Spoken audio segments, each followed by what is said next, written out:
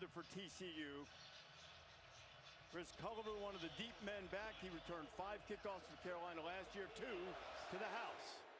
Lemmerman. Culliver looking for room, and TCU chases him out of bounds, well short of the 20-yard line, and North Carolina will have it on offense first behind Gio Lopez. Lopez, who grew up in Northwest Alabama and Madison, started his college career at South Alabama for Major Applewhite, dual threat guy, as Kirk mentioned earlier.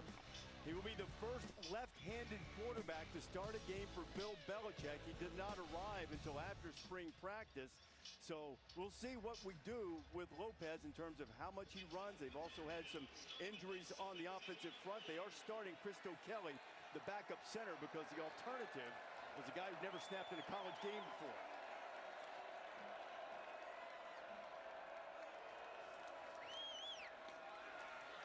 And the first play on the ground goes right to Caleb Hood. And Caleb Hood, a good pickup on first down, Kirk, as we take a look at our impact players brought to you by Voya. Yeah, you're going to see a group of backs by committee here in this game for Carolina. Nice run there by Hood. Benjamin Hall also chip on the outside one. Most talented receiver, DO11, gives him the most pressure for TCU. And great group of linebackers. Obi Izor is the inside, number 4. Most experience, and the guy that really has to step up for the Horned Frogs tonight. I'll keep it on the ground. This is Benjamin Hall. Hall, the transfer from Michigan, a load. He's really been good in the early part of practice, and it gives Carolina a first down. Yeah, the big thing here, but with you got Freddie Kitchens, who stayed from Mac Brown's staff, one of the few holdovers, calling the plays as an offensive coordinator. Remember, he had some success as a play caller. You go all the way back to 2018, was in the NFL with Baker Mayfield and the Browns. Wants to be physical. They want to run the football to set up the play action game.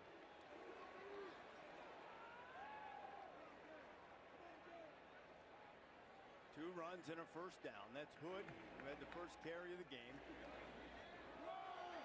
And Hood finds some more room, and that's his second 9-yard carry of the night, and they're moving and getting creases here in the early going. Well, this is good communication with, remember, 70 new players. You really wonder how things will work out when it comes to communication, the continuity. Good job, and good job of pressing that to the inside by the back Hood, and read that double team. Lopez's first pass, he's got a man out there, and hauling it in is Jordan Shipp. And the first pass of Gio Lopez's Carolina career is an explosive play.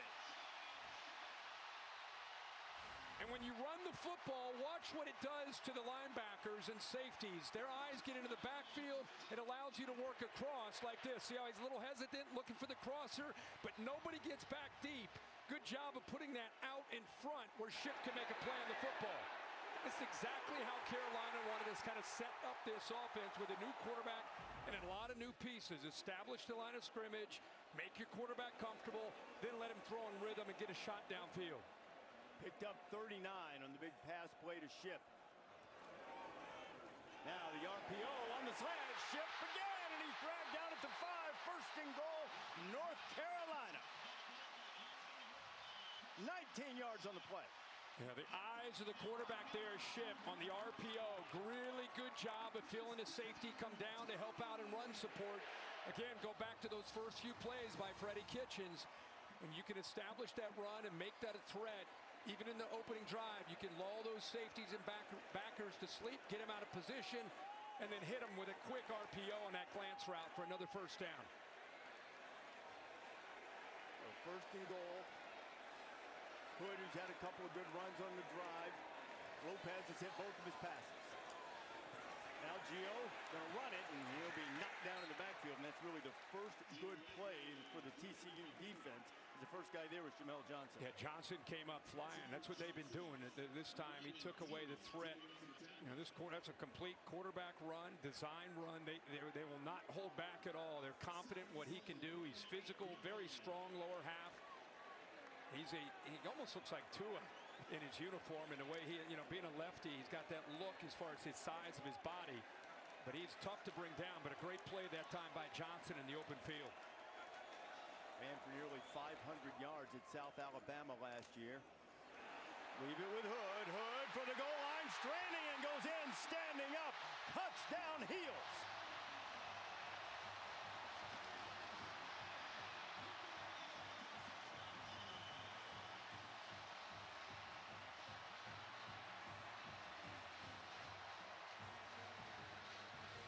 The dignitaries pleased with the way the festivities have started here for the Heels. Kirk, 7 plays, 83 yards.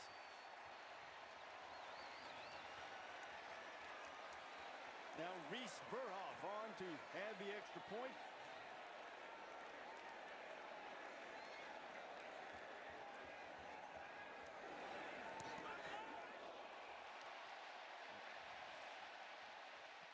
A transfer from Marshall makes it 7-0, and what a there hasn't been excitement like this ever from North Carolina football. Randy Moss, Aaron Boone, Carolina legend Mia Hamm, and Julius Peppers. And then, that might be the Holy Trinity of North Carolina right there. As it gets right there. With Roy Williams, Lawrence Taylor, and the great Michael Jordan, who Herbie said he wanted to go meet before the night. If I'm leave for a little bit, I apologize. Josh Hoover in his 3rd year as a starting quarterback for TCU. He's from the greater Dallas area. Set a single season record with nearly 4,000 yards passing. Played very well in the postseason. Wanted to improve the decision making once he gets outside the pocket. But man, when he throws it, Sonny Dykes says, it looks like he was born to throw it. So now he'll try to answer this North Carolina opening drive with TCU putting the ball in play at its own 25. Hoover's first pass hits complete, and it'll be a first down. Eric McAllister, their leading receiver. Last year, 92% of his catches went for a first down, and there's another.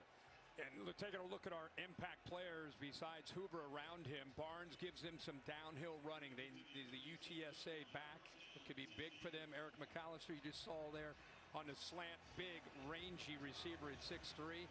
DeAndre Robinson, number 6, could be a difference maker. Very explosive for Carolina's defense. And then House actually transferred with Steve Belichick, who was the defensive coordinator at Washington, came over to be the DC here for his father. And House came with him from Washington, has really been helpful with the scheme. Another pass to McAllister. This time McAllister will be knocked down just short of the 40. He's not the only guy. A guy who was helping out on the tackle there that came over with Steve Belichick was Thaddeus Dixon. It'd be a good matchup with Kendall Briles, obviously with his father Art, known for that system where it's very, very fast with a tempo, multiple formations, try to create a lot of confusion, and they're an RPO-heavy team. So see how that matches up against Steve Belichick and his Carolina D. The ground for the first time, and Kevorian Barnes, who had transferred from UTSA, found absolutely nowhere to go. Andrew Simpson was there, transferred from Boise State, who's been the leader for this defense. You know, that time Leroy Jackson, 91, got in there and influenced the play. You'll see him right here. What's interesting, he just keeps trying, just working back to the football, and his backside ends up stoning the back who's trying to get a little bit of room to run. So good job by that defense. Flying to the football. They gave him a yard on it.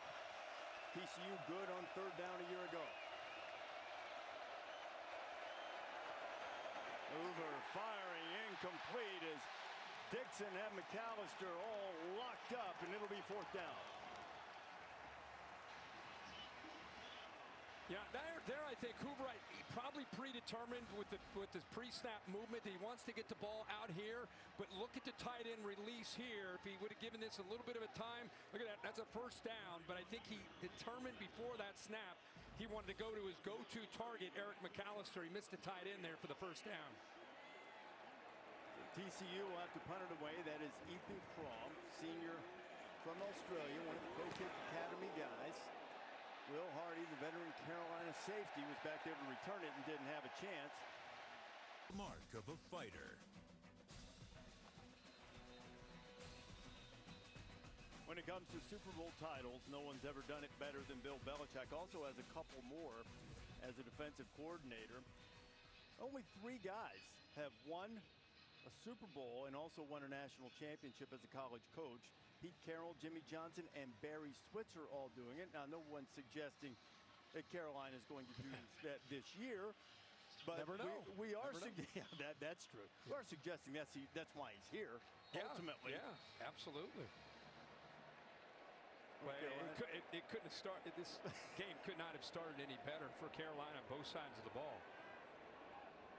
We'll see was the most common phrase uttered, and that's really the first mistake of the night. False start. Offense number 72. 5-yard penalty. First down. Big 72 is Aiden Buchanan, a 6'9", 330-pound freshman. I mean, that is a big man at any level, but he's a freshman at 6'9", 330. I mean, that's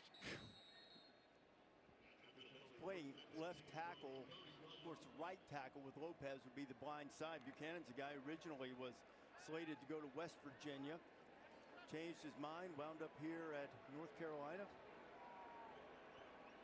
Playing the left tackle spot.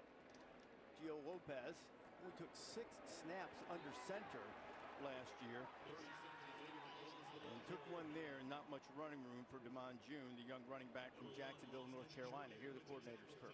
Yeah, and Freddie Kitchens, as we talked about, he wants to be physical. He has that background in being in the NFL, set up their play-action game, a little bit of quarterback run. Andy Avalos, who's in his second year now as a defensive coordinator. And I think being in the second year of the system not only helps him, but I think the players understanding the scheme. This is a defense that had some issues, especially on third down and in the red zone area. They've really worked hard to get better. Kirk, keep an eye on the center. That's Chad Lindbergh. That's his first career shotgun snap. And Gio Lopez somehow got away, or maybe a whistle blew.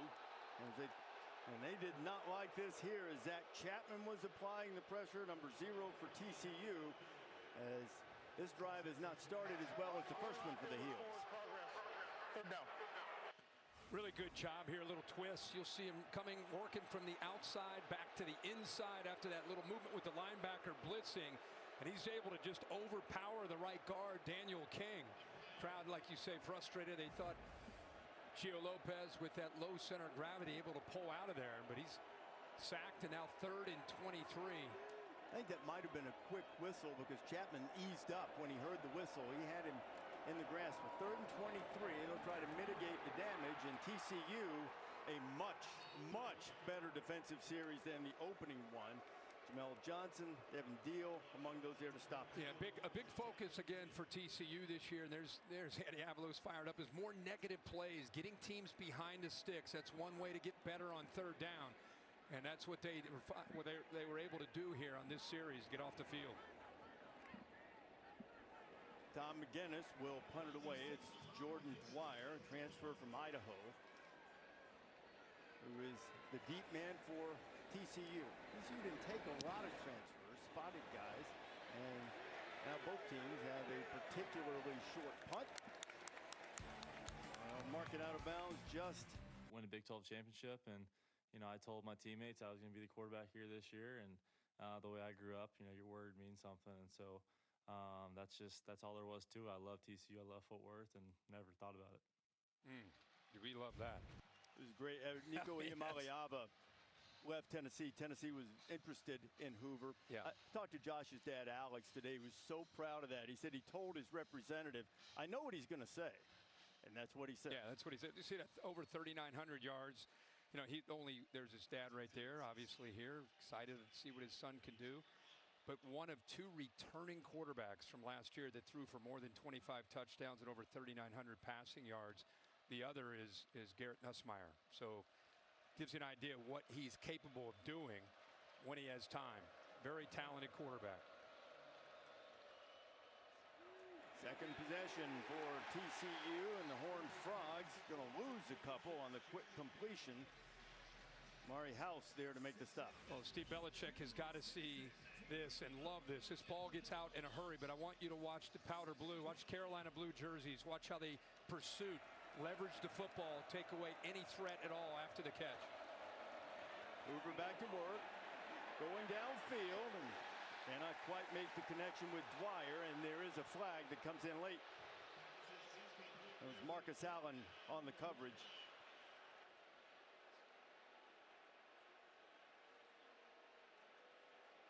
These 2 corners for Carolina, maybe the 2 best players on defense, certainly 2 of the 3 or 4 best players. It's our Big 12 crew led by Kevin Marr. Sorts out the flag. A little discussion. If he got him in the middle of the route around the 50 of the other 45 on the jersey right there. It's not late, it's early on the route itself right there, grabbing that jersey. That's when the flag came in. So you might see the end of the play and say, hey, it looked clean, but it was in the middle of that route where the hands got a hold of that jersey. The fans are seeing the end of the play. Had nothing to do with the call. Official made the right call. So that'll put the Horned Frogs into Tar Heel territory. And if they're going by the end of the play, if they're going to boo that, I'm with them. They should boo that. But if they go back about 10 yards where he grabbed his jersey, my man here in the white shirt, he'd be like, well, I guess that is a penalty. I would imagine the discussion between the officials, are you calling defensive holding or pass interference? Well, pop pass, get it quickly to the edge. Jordan Bailey, explosive guy, and he'll get it down to just about the 40-yard line. Pick up of maybe 4 before Gavin Gibson gets him out of bounds. You know, when Kendall Briles gets this offense going, it's going a lot faster, and they're stretching you horizontally with jet sweep and quick throws, which they're trying to do. Those have been taken away for the most part. And then they're going to stretch you vertically. And then they mix in the run game, which was really missing a year ago. Big emphasis this year is running the ball better. A lot of Tar Heels came up and squirting through there is Kavorian Barnes. He just about had a big game there, and he'll be stopped right at the 35. Hey, you're going to pull both your guards here. You'll see them trying to get out in front. Like I said, Kendall Briles and Sonny Dykes, they want to see this team run the football. Here's an unusual formation. Get 4 receivers out in front. That's an easy first down with a quick throw. Barnes making the grab. This guy was the Conference USA Freshman of the Year at UTSA. He's battled some injuries, but picked up the first down. Yeah, there's that 4 look. Just this really extension of the run game. Now they start to crank their tempo up, mixing up the formations, trying to create as much confusion and try to get that Carolina defense out of position.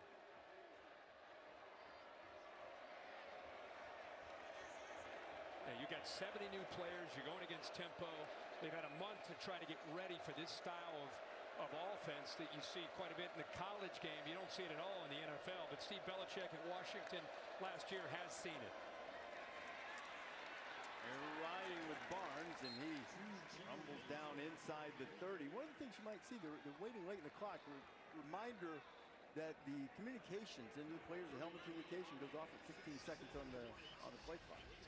I'm just liking to see right now that Kavorian Barnes is bringing a very different downhill physical look to this offense. Like I said, if this offensive style doesn't have that balance and they can't establish the run, it really neutralizes what it can do. Do a good job picking up the backers. Hoover puts it right on the money. What a throw to Jordan Dwyer, and the Horned Frogs have answered 27 yards. It's a nice job here. TCU answering, this time looking like the offense they expect to have this year. And it's a good job. We're bragging about Barnes, his willingness to run and get downhill. This time he does a nice job of stepping up and picking up this backer blitz. With a middle field safety, you got a one-on-one shot. And with Hoover's accuracy, look at that ball. Right over that outside shoulder, right exactly where Dwyer, the transfer out of Idaho, could go get it and get that touchdown. Great play, great try by the Horned Frogs. 6 plays, 58 yards, took a tick over 2.5 minutes. Now wearing number 94 as well for TCU. Well, Kyle Lemmerman, strong leg kicker. They had a little bit of a kicking issue in camp in terms of a little bit of erratic. They think they've got it straightened out. Lemmerman's first attempt of the night will be a PAT to tie it. Boy, Hoover can throw the football. That pass interference set that up. Marcus Allen wasn't pleased with that call, but not much defense for that kind of throw that Hoover just made to tie this game at 7 late in the first quarter. Well, when Bill Belichick came in and was announced, he and Mike Lombardi, they went to work. They tried to figure out what can we do here. We've got to get the right personnel to fit our scheme and our attitude and our culture. So right away, you got 13 new assistant coaches. They went out running 70. Reese can help you understand how you can bring in 70. Normal year, in old days, you'd bring in 25 guys. Right. Now you can bring in 70. We saw Coach Prime was able to do that. And now with Mike Lombardi here with Bill, they decided to go out and bring in a bunch of guys.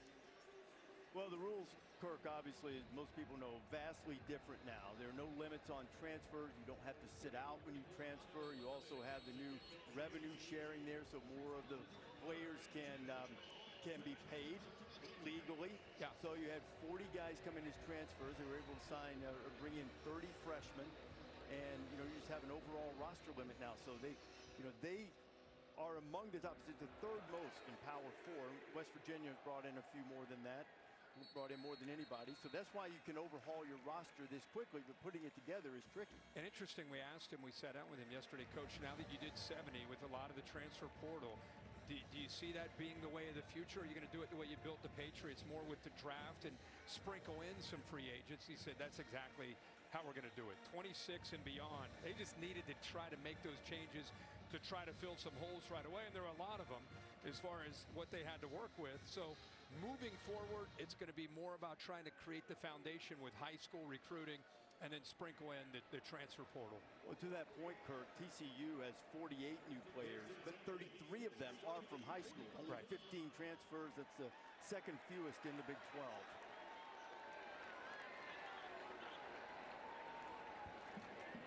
Caleb Hood has had a good start. He's a highly touted guy coming out of high school. Battled some injuries here in Chapel Hill. Short gain on first down. Caleb Elarm's Orr with the stop. Yeah, they've moved Kelly back, who was a center on that opening drive when they were right down the field. Freddie Kitchens now has called 11 plays in this game, 9 runs and only 2 passes. So again, we said in the outset of this broadcast, want to establish the runs, be physical, and then get your pass game and your RPO and play action game going. Motion from Ship and nowhere to go, and the Horned Frog defense, which played much better over the second half of the season, is awake.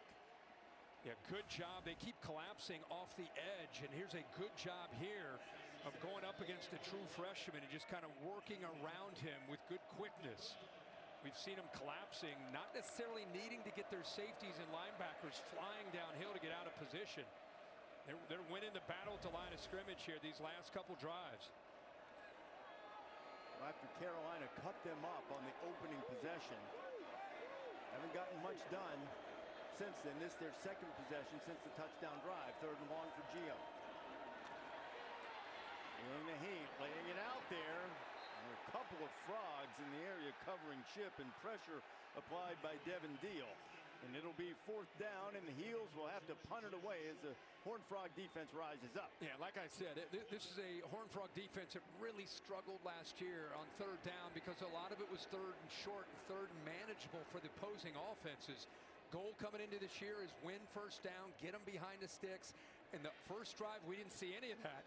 The last 2 drives, it's exactly what we saw, and it worked out perfectly. Kirk, they really couldn't stop the run last year. Their numbers as a pass defense very good a season ago. That's mostly because people were able to run on them. Fair catch called for and made. And the Frogs will have it back after the 44-yard punt. The All-State bus here in Chapel Hill helping us keep up with all the action. Kirk, what was your All-State good hands play this week? Well, that game last night, this may be the catch of the year. With Daniels going up like that, they reviewed it to make sure he held possession. I could watch that all day. Look at Notre Dame. They think they got a pick. No problem. Easy pick in the rain. Nope. Not with Daniels. Extending up with one hand, holds on to it. To me, I will be in December still looking back at that catch by him in that opening weekend. That was beautiful. Transferred over to Daniels from LSU. He was a standout at Liberty. He really didn't get it going last year, but boy, he got it going with that. And how about play last night? How about the ACC? Miami over Notre Dame, Florida State over Alabama, LSU and Clemson back and forth. LSU ended up winning it. Good start. And not much running room. Jeremy Payne back in to run it for the Frogs, and good pursuit by the Carolina defense. Again, multiple formations, that time going with a rare look with 2 backs in that backfield. North Carolina not confused at all. Good job of getting off of blocks and getting in there and getting physical. Hoover completed all 4 of his passes on the last drive to 4 different receivers. They get 5 in a row and another first down, and this time it's going to be the big tight end, DJ Rogers, making the grab. Good action out of Hoover that time with the play action. Caught the linebackers out of position. Good throw right back into a tight window for the first down. Man, is he fun to watch throw it, Yeah. isn't he? And go back to the ground.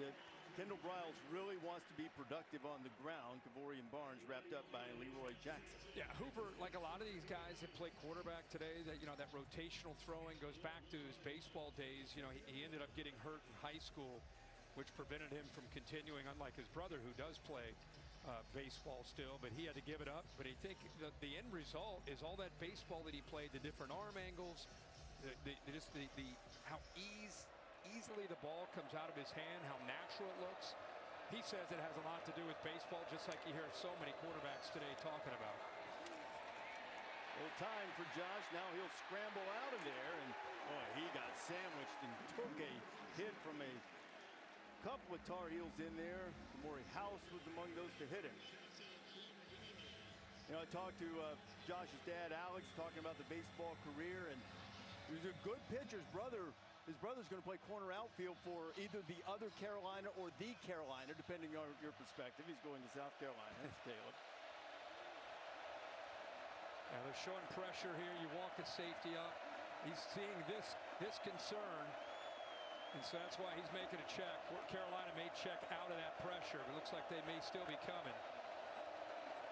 Hoover over the middle, complete right at the 50-yard line. That's exactly where the first down marker is. Joseph Manjack, the transfer from Houston, makes the grab on what will be the final play of the quarter. He recognized that pressure, made the check, got the right protection, and a good job by the receiver knowing exactly where he needed to go to get that first down. Opening drive for the Tar Heels, 83 yards. They went for a touchdown. Since then, they've mustered -6 yards of O. TCU has answered the score, and now Josh Hoover has them at midfield with a first down as we open the second quarter.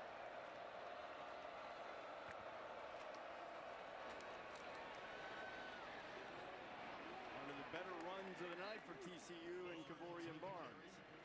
Again, TCU, an ability to get downhill with Barnes, and I think you got to give the offensive line some credit as well. They're working together, communicating, even on the road here, handling the different movement from Steve Belichick. Barnes sticking his face in the fan, getting really close to the 40, which would be first down markers. We check in with Holly Rowe. Well, they are going downhill with Kavorian Barnes. That's why they brought him in from UTSA, where he was the 2022 Conference USA Freshman of the Year. They said he's got super quick feet in the hole, and his contact balance allows him to run between the tackles. You've seen it. Sonny Dykes told us we went east and west way too much last year. This year, we're going north and south, and you see the commitment early in this game to run between the tackles. Holly, he's a guy whose rushing totals have dropped the last 2 years. That's largely due to being banged up. Picture of health. He's been great in camp and off to a good start tonight. And there he goes again, breaking tackles, and he's down close to the 30-yard line. A pickup of 9.5 on first down. Well, just a nice job again. I mean, we love to see what Barnes is doing, but I want to focus on the right side of this offensive line. Watch the job that they're doing here, working up on a double team. Watch the offensive line do what they need to do. Open it up. He finds the grass and picks up big yards. This time Carolina's in the backfield, but they can't get the big fella down. Spinning away from Tar Heels. He's got the first down, and he's down to the 27. Smith Vilbert was there trying to make the tackle, and Barnes ran right through it. Low center of gravity, bouncing off. I mean, Carolina had penetration. He looks like he's down for about a 2-yard loss. Spins out of that, breaks another arm tackle. Belichick and Steve Belichick will not like that tackling on that second and short. Hoover lays it out there right on the money, and making the catch is DJ Rogers again, his second catch of the night. Yeah, free release there, able to get out, allows the quarterback to be able to throw in rhythm, puts the ball out in front, anticipates well. Second time we've seen the big tight end Rogers get his hands on the football. 6'4", 250. Continuing to move the formations, personnel groupings, try to affect the communication with this Carolina defense. Picked up 14, now first down from the 13. And maybe a little miscommunication. He was looking for Dwyer, and it's incomplete, and there's the flag down on the play. Yeah, flag came in late. They're going to call it on offense. Marcus Allen saying, what did I do? Yeah, I think he already got nabbed for one he didn't like. Offense. 15-yard penalty. Repeat second down.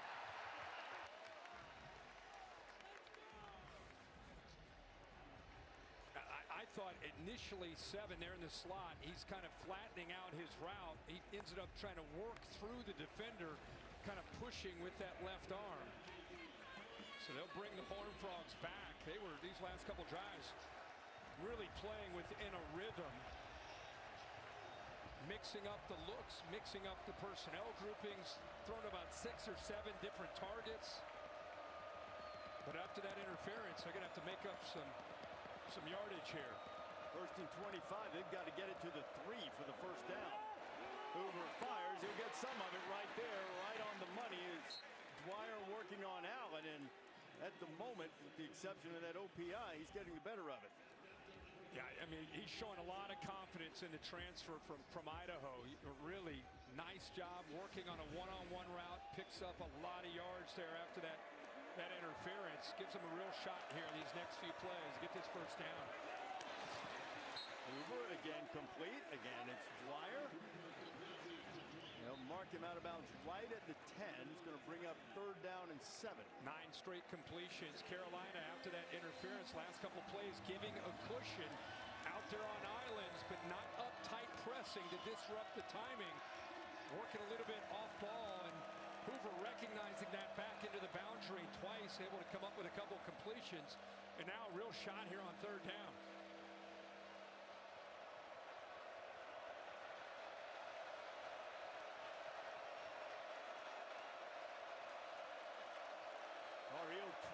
Trying to help the D. Hoover feeling a little pressure. Gets away. Josh firing to the end zone. Catches May, but its ball comes loose late. It's incomplete. Tar Heels stuck as he tried to get the ball to Chase Curtis. And the Heels were all over, and Coleman Bryson was there. Don't get me wrong. It's a lot easier to sit up here and see this, but this is one that you'd think that he might see with the back kind of leaking, but he set up. He's going to make this throw into that corner, but the running back kind of leaked out late, and he would have walked into the end zone, but he tried to squeeze it in to the big tight end, Curtis. There's one area, Kirk, that they felt like was one that Josh could improve in. Decisions, seeing the field outside the pocket. Didn't make that play, so it'll be a 27-yard field goal attempt, depending on this flag. You got movement on the right side by the offense. False start. Kicking team number 70. 5-yard penalty. Still 4th down. So we'll make it 32 instead. On the field goal attempt from Kyle Lemmerman, who last year was 15 out of 22. 3 out of 5 from this distance last year. We'll call it a long 32 as he tries to give TCU the lead.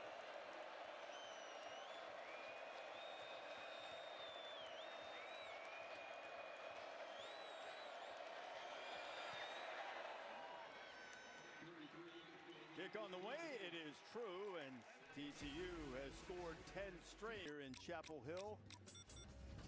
Bill Belichick, so consistent, 19 consecutive winning seasons, 2nd longest in NFL history, 17 division titles in 24 years. Look at those 11 in a row, 6 times. Brought home the Super Bowl crown with the New England Patriots, and now, after 49 years as a professional coach, a guy who loves football at every level. We've had him on game day a few times. Yep. Knows the history of the game inside out. Dad's a longtime assistant coach at the college level. His regular season debut in the college ranks. Chris Culliver going to bring it out. Mentioned early how dangerous he can be, but Culliver's going to be tripped up short of the 25. Well, that opening drive for North Carolina was pretty. 83-yard drive. They went a lot of jumbos. which was interesting to go with that look. Got Hood going with that look. They were able to control the line of scrimmage. Also, most importantly, set up good play action. See the linebackers and safeties getting downhill, expecting run, get lost in that deeper crosser. Able to put that right on the money to one, Jordan Shipp, and then here again, that jumbo look off to the right, able to win things. And it looked like they were going to have a big night offensively, still might, but the next 2 drives since then, 6 plays, negative 11 yards, both 3 and out. Let's see what they do here on their 4 series. Gil Lopez pulls it. He's going to take a shot down the field. He was trying to get it to Alex Taylor. There's a little hand fighting there, chanting Canada out there for TCU, no flags. Yeah, Channing Canada does a really good job here of just kind of getting right into the face of the receiver, stride for stride, right in his pocket there, able to locate the football late. You know, when you're in phase like that, you're able to get away with a little bit of hand guarding and touching there a little bit. If you're behind and you do that, they'll call it every time, especially if you don't locate the football. Davion Gallus in at running back now. Lopez trying to run quarterback draw, and TCU is having none of it. It'll be another 3rd and long. Paul Oyewale and Marcus Deal were there to stop it. Yeah, that time Kelly just got overwhelmed right in the middle of your screen. This is a quarterback's worst nightmare. They only rushed 3. Just power rushed him, bull rushed, just pushed him back into the backfield. Nice job by Marcus Deal. And again, I go back to the goal of the entire offseason, getting more negative plays, whether it's sacks or tackles for a loss, getting teams behind the sticks, and we've seen that now. 3 straight series for the Horned Frogs defense and Andy Avalos. Hood and Hall, running backs on either side of Lopez. And no running room for the Michigan transfer, and it'll be a 3 and out as Nnamdi Obiazor made the stop for TCU. You know, 3rd and long, run the football, and this defense, you know, you keep contained, not fooled at all. Good job of using that sideline. No chance at all. That's 3 straight 3 and outs for TCU. Well, since that opening drive, Kurt, they've got 83 yards. The subsequent 3 drives, they've lost 5. McGinnis punts it away. Dwyer signals for the fair catch and makes it right around his 31. He said it'd be 3 or 4 games before he really knew exactly what he had. He certainly wasn't punting on this game, but the growth is going to take a while. Some of that would be game action. You know, you bring 70 new players in, even if you're the greatest coach to ever do it, it's going to take some time to gel. It takes some time to really understand what you have, like you said. The way this game started, it looked like, you know, he didn't want to say they were good yet, but they looked pretty good. I know what to all of us. I know what was good, that opening script. Yeah. And the blocking. Yeah, no preseason football, which he's used to. Hoover fires out. He has another completion to Dwyer. Holly, Belichick hardly a figurehead during practice. No, we were wondering how hands-on he'd be with this team, and I can tell you this, on their final walkthrough last night, they're going over special team situations, and none other than Bill Belichick is acting at the scout team long snapper. Yes, he was snapping the football, making sure his team was ready for every situation on special team. He has been totally hands-on. And he has. You've seen a lot of the video of practice and him teaching fundamentals, which is one of the things he feels like they need to do if they're going to achieve the goal of being like the 33rd NFL franchise, which has been the calling card because they've recruited very well. Yep. Yep. You know, one of the things that the NFL is about is finding matchups, creating those matchups, and attacking them. And, you know, Steve and Bill Belichick obviously very, very dialed in on that. And what I've seen from Kendall Briles is going away from the corner, number 1, Thaddeus Dixon, and going after either Marcus Allen or now Conley, who's in the game, 26, into the boundary on that left side of the offense. We're in completion on first down from Hoover. Giles puts it back on the ground. Andrew Simpson makes the stop, the transfer from Boise State. You know, Simpson and House give them 2 really good linebackers because of the versatility. And watch how he finishes on this play. Able to beat the guard, bang. And it's a back that's been getting downhill, and that time this offense going sideways after that big hit. 3rd down and 9 for Hoover. Josh dancing away, keeping his eyes downfield. Oh my goodness, he threaded that in there. What a catch by Dwyer along the sideline. But Dwyer does a good job of working back. I think he's running his route. Now he sees his quarterback's in trouble. He didn't have much of a choice here. That ball was on him in a hurry. By the time he got off of Conley, that ball hits him right in the right shoulder. Just a laser from Hoover. Back to the ground with Jeremy Payne. Yeah, you talked about how Hoover, he's known for his ability to throw in rhythm from the pocket. Here, he puts that right to the outside, and if his guy's not going to make a play on that, it's going to go out of bounds. But Dwyer tried to work back, tried to get away from the corner, but the football, the way it was thrown, just hit him right, like I said, on that right shoulder. His off-target rate when he leaves the pocket way up last year. That was right on target as they're back to the ground on second down. They'll stop him 2 or 3 yards short of the first third down coming. One of the intriguing matchups in this game was Hoover and his receivers, which I think they would tell you is a real strength for Kendall Briles, going up against Steve Belichick in the back end of, with all these new faces. The one thing I think they felt pretty good about is the back seven, and especially what they could do in that secondary. So it's been good against good. Need 2 on third down. To the ground.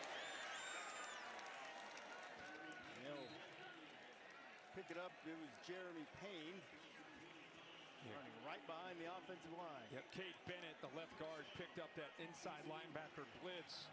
Did a good job of pushing him to the inside and gave Payne enough room to get up in there. That was a lot of traffic, but with that block by the left guard 60, he's able to find enough room for that first down. Now from the 23, Horned Frogs threatening again. Hoover pumps to the outside, the good feet to get away. Josh scrambling, now he gets rid of it on the outside and turns a potential negative play into a positive. And there's Dwyer with his 6th catch on the 6th target of the night. Well, he got pressured, but he misses one right down the sideline. That's an easy touchdown, but you got to give credit to the pass rush, because if he would have been able to locate that, Bailey just walks into the end zone, but there was pressure, and his eyes had to go down, so he misses Bailey, who was kind of a little bit of a stutter before he went on the wheel route down the sideline. A little running room for Payne off the right side. We'll bring up another third down. Yeah, it is tough with the looks and the tempo and the different jersey numbers that are coming in and out. Talk about a tough first game for Bill Belichick and Steve Belichick when it comes to communication. It's one thing to prep it in August. You think you have an idea, and then there's different formations, there's different personnel, and it's very easy with the tempo mixed into that to lose a guy or have your eyes in the wrong spot against Kendall Briles' system. Kavorian Barnes, running back, split out wide to the right, empty on 3rd and 4. Screen, and that one's off target and intercepted. Caleb Cost. Rolling on the field is an interception. First down, North Carolina.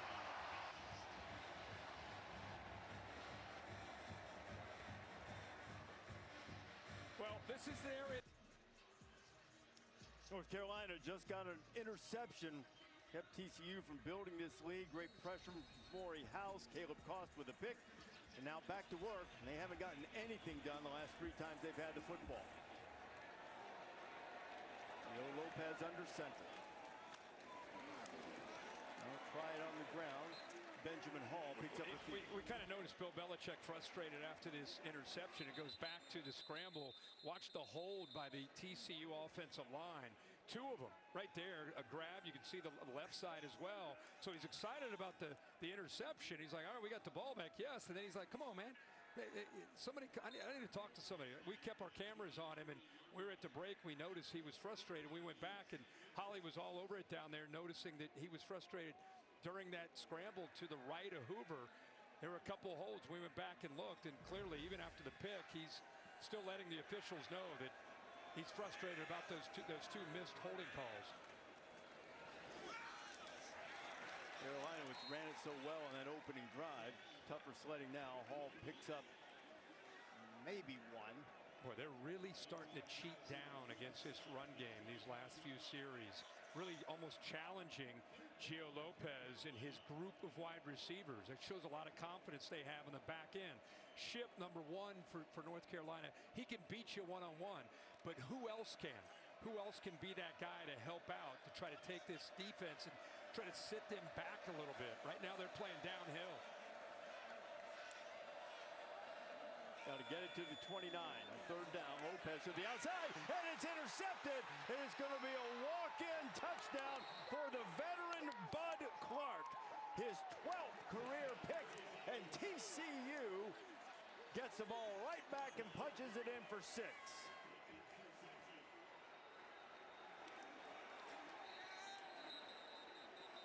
He is the leader of this defense. He had a pick 6 in that college football playoff semifinal against Michigan when they went to the national championship game. Might have celebrated early. Well, he baited the young quarterback Lopez, being a veteran safety. He gave a big cushion to make him feel like he's got the easy throw for the first down. Unsportsmanlike conduct. Scoring team number 21. 15-yard penalty will be enforced on the kickoff. That's number 21's first unsportsmanlike foul of the game.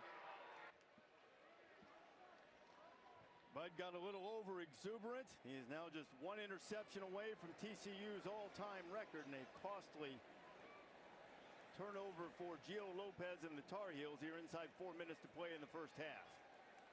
With Bud Clark completely showing his experience and just baiting Lopez on that third down play to think he had what he needed for the first down. Third and about 5. He had a cushion at about 7 or 8 yards. Gave him a pre-snap look like you've got what you need. And then broke on it. Lenderman's extra point splits the uprights, and the Horned Frogs up 17-7. Yeah, Bud Clark is, like I said, a veteran guy. He's played a lot of football. He's just kind of sitting back here waiting to see if he can bait the quarterback into a throw, and then does a good job of breaking on the ball, almost anticipating that this throw is coming out, and then just steps in front. I mean, like I said, that's experience, that's great athletic ability, and then that's knowing the down and distance. Knows exactly where he needs to be because he knows where the sticks are. He knows the ball's going to be coming out right around those sticks at the 29-yard North Carolina line, number 3 and just timed it up wearing number perfectly. 34. An important thing for this defense when Bud decided to come back to play another year instead of going to the pros.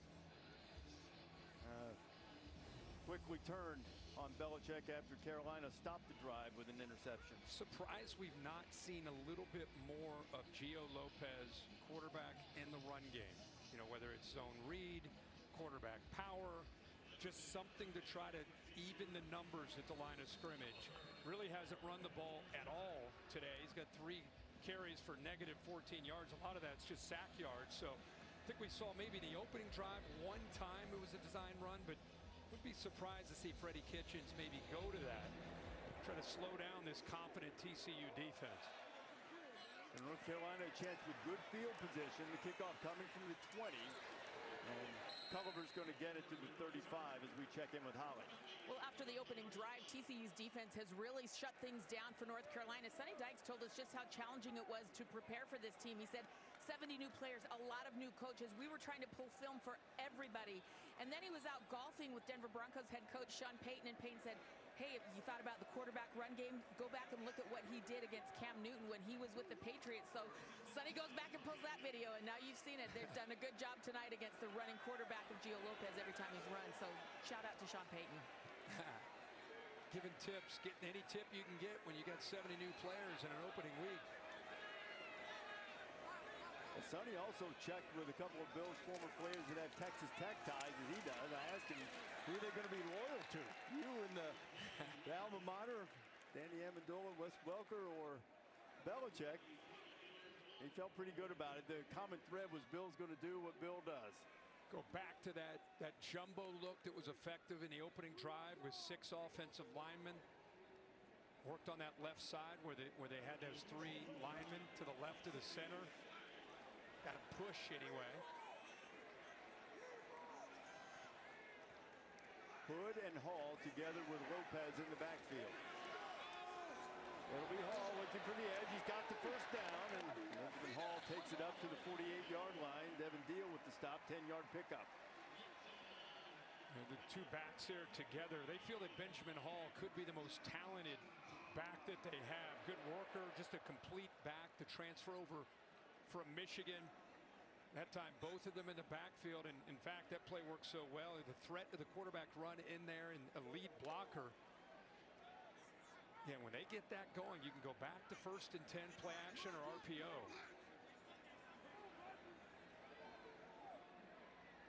Lopez under center. It's Hood. Caleb Hood gets it into TCU territory to the 49. It's funny you say that. I mean, it just tells you where we are. Bill Belichick leaves the NFL, where, of course, majority of the time his teams, his quarterbacks would always huddle, and he comes into college, he picks up Gio Lopez as his quarterback, and Gio Lopez has never huddled. High school, college at South Alabama, he's looking over at signs. It's been a learning experience for him. It's different. You know, you got to command the huddle. You're looking into the eyes of 10 teammates, and you got to call the play and say it in a way that you believe that this play is going to work. So it's been a work in progress. It is. North Carolina trying to put something on the board before the half. Gio Lopez pulls it down, going to run with it. Gio is knocked down just short of the 45. Jamel Johnson's had himself a game tonight. Been very active with this Frog defense. Yeah, Johnson that time just mirroring the quarterback, almost like a spy. You know, the last time Gio Lopez had completed a pass was 8:12 Eastern, which was over an hour. Okay, yeah, hour and whatever. 14 minutes. 14 minutes. Let's get a completion. Let's get a quick slant here and put that to bed. He's just 0 for 3, though. They've only thrown it 3 times since that opening drive. They have not converted a third down yet. 0 for 4. Now they're trying to do it here. Trying to go empty here to get the numbers for him, maybe on a quarterback draw, but they're blitzing. They got it snapped, and it rolled to him. Gio going to fire it deep. He's looking for Ship out there, and all over him with excellent coverage was Austin Jordan. Well, the timing is off because the snap bounced back to the quarterback. Now you got the slot fade, but really good coverage. I'm telling you, TCU with the speed they have on the back end, that was Jordan, the transfer from Texas. They just don't feel threatened, and they have been stride for stride in phase on those deep balls. Kirk, that's why we've brought up the center a couple of times tonight. That was Chad Lindbergh. We're certainly not picking on him. He's a transfer from Rice. He's never done it before, and they were concerned about the shotgun snap. Especially on third down. Yeah, that one didn't quite get there. Now they've got a problem handling the snap, and a really good job to get that punt out of there by Tom McGinnis. Almost had a Sean McDonough trouble with the snap moment there. Pretty good job to recover. Yeah, it was. And just like you say, just to recover that and get it out. But actually, the snap was actually, from what I saw, pretty good. Yeah, just off to his right, just slipped through his hands. Yeah. Lucky it bounced off his thigh, gave him a chance, and boy, so close. How about that? Australian, though, that was a little bit of Australian rules football there. Yeah, it was. At least he didn't do that hand pass thing. That would not have worked out well. And a little bit of frustration there, and of course, special teams. Bill's baby. You know, he loves special teams. Worked very hard on them, but that was just an unfortunate. Pretty good job to recover. Yeah, it was. And just like you say, just to recover that and get it out. But actually, the snap was actually, from what I saw, pretty good. Yeah, just off to his right, just slipped through his hands. Yeah. Lucky it bounced off his thigh, gave him a chance, and boy, so close. How about that? Australian, though, that was a little bit of Australian rules football there. Yeah, it was. At least he didn't do that hand pass thing. That would not have worked out well. And a little bit of frustration there, and of course, special teams. Bill's baby. You know, he loves special teams. Worked very hard on them, but that was just an unfortunate operator error for McGinnis. Could have been much, much worse. But now with 53 seconds, TCU has it 80 yards away from the end zone. First down completion. Well, you got a veteran quarterback, a good group of receivers. You got 3 timeouts. So even though they're starting at their own 20, they're thinking at the very least trying to get into field goal range, especially with Kendall Briles' aggressive mindset. DJ Rogers, that big tight end, they were really high on his ability and potential. He has 3 catches tonight. That one picked up 5. And stopped the clock getting out of bounds. Here's Hoover on second down. Throw it underneath. And Barnes out of the backfield. Picks up the first down. TCU, this is how you start a late drive in the half. You get that first down, now you can start attacking. Eric McAllister won for TCU. They're probably their best receiver, 6'3".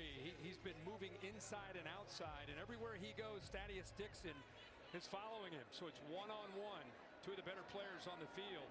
Carolina not leaving McAllister alone. They'll go to the ground this time. With a full complement of timeouts, they can afford to try to pop one, and they'll use a timeout here with 36 seconds to play in the first half. DeAndre Robinson, big transfer from Florida. TCU, their first charge of the half. 30 seconds in length. 56th season of Monday Night Football is on the way. September 8th, Vikings and Bears, 8 Eastern time on ESPN, ABC, ESPN Deportes, and the all-new app. Peyton and Eli back on ESPN2. Scott Van Pelt and the guys start coverage with Monday Night Countdown.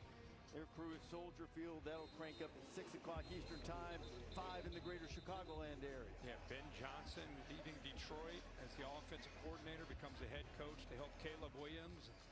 Got some good pieces around Caleb Williams. It's going to be exciting to see what the Bears can do. J.J. McCarthy era starting in Minnesota. What a great way to open up Monday Night Football. That'll be a good one.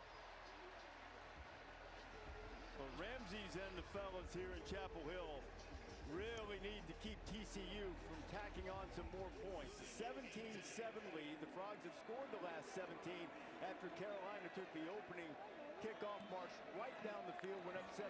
Since then, it's been all TCU. Another completion to Dwyer, who keeps his feet, heads for the boundary very wisely, and the clock stops with 31 to go. And I don't know it officially, but they continue to go away from one, Thaddeus Dixon, back to the boundary against Allen and Conley. A lot of times, like I said, you've seen Dwyer get his opportunities. He has 7 receptions to lead to lead TCU. Most of it's been up against number 29 with the soft cushion into the boundary. It's almost like Carolina's okay with giving that up. They just won't want to give up the potential explosive play. That's why they got Thaddeus Dixon following McAllister everywhere.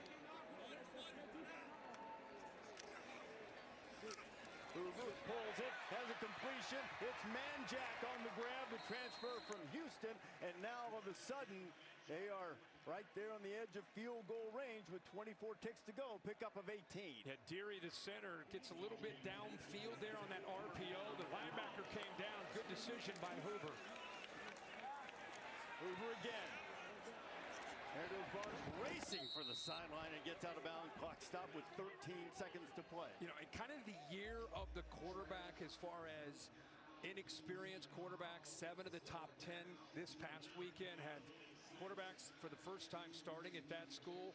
It's just another example of having a veteran quarterback, a guy that's played a lot for his school, understands, hey, we're at our own 20, we got 3 timeouts. I've got it, at the beginning of the drive, 3 timeouts, able to kind of navigate, move down the field easily in field goal range. First down, another catch for the tight end, DJ Rogers. I mean, it's like everything they do, his mind's working quick enough that he quickly has an answer. So not only have they moved into field goal range, 30 seconds in 9 seconds left, still the 1 timeout. You'd like to think of maybe taking a shot or 2 maybe into the end zone. Clock operator, please reset the game clock to 10 seconds. We'll see how they've scored. Caleb Hood, who opened the drive with a 9-yard run, finished a 7-play, 83-yard drive with a touchdown. This was just a spectacular from Hoover to Dwyer. It really got Hoover going, and I think the TCU offense, and on the other side, Gio Lopez, after that opening drive, just trying to find the footing and the rhythm to their own offense, and that pick 6 obviously put them in an even bigger hole. But it's been an impressive drive here to end this first half by TCU. What do you expect to see in terms, you got to assume they're taking at least one shot to the end zone. What are they going to try to do? Well, you could go four verts. You just want to take some shots and try to create some vertical space here in a tight window inside the 20. If he gets rid of it quick enough, maybe you have one play for sure with a one timeout, maybe two, depending how quickly he gets it out of his hands. Your point, he's been masterful on the drive. Throwing to the end zone, good coverage over there. Nothing doing, 6 ticks left. That time they did go at Dixon, and that's probably why they've been avoiding him. And Sonny Dykes not going to mess around with this. I think he's going to send out the field goal unit. It's important that Carolina come up with that stop and not give up the touchdown, obviously. And big part of it is not only down 10, potentially down 13, TCU gets the ball to start the second half as well. Lemmerman looked really smooth during the warm-ups. This is a new surface. 33-yard attempt. He's made one tonight. And now he has made 2 with a 20-7 lead after Lemmerman caps off that waning moments of the first half drive. And the Horned Frogs will get the ball to start the second half. It looked for a second as if there might be a second or 2 remaining on the clock here in the first half, but they've let it expire, and both teams are headed to the locker room. So TCU has scored 20 consecutive points, and Holly Rowe is with Sonny Dykes. Well, Coach, after that opening drive, your defense has changed drastically, favoring Josh Hoover and the TCU Horned Frogs. Really played well in every aspect, and look at what Josh Hoover's been able to do. First of all, he's 20 of 25. He's been able to play in rhythm, making quick decisions, very decisive, been very accurate. And when he's had time and he's had to work through his progressions, shown a lot of maturity. He's a veteran guy that's played a lot of football, especially a year ago. And here's the accuracy. Use the motion to move the defensive back, creates one-on-one down that left sideline. Look at that throw. Right over the left shoulder, and a touchdown to the transfer, Jordan Dwyer. And they're in rhythm. You throw in the interception, pick 6 by Bud Clark. Comfortable 13-point lead. And in my opinion, the way that first half went, it's a big drive for the North Carolina defense. That was the Capital One rewarding performance, and this is a rewarding run as Kevorian Barnes is out the gate, inside the 30, to the 10. Touchdown TCU, 75 yards and no flags.